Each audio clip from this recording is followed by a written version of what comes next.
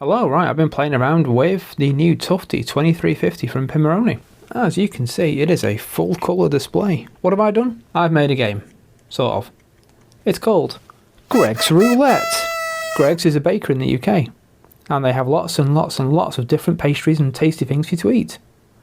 So if I start the game, pressing B, we have the splash screen, Greg's Roulette.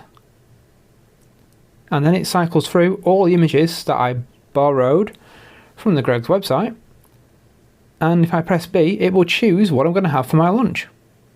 So if I press B, I really hope it's a sausage roll. Oh no, it's a cheese and onion bake. Still good, and it's nom nom. If I want to play it again, or I'm not so happy with that, just click on the home button, go back to the app,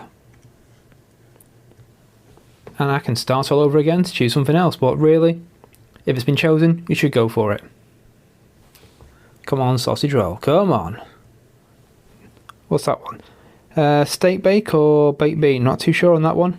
I've lost my edge. Yeah, that's Tufty 2350. I'll write something up on the blog. It's good.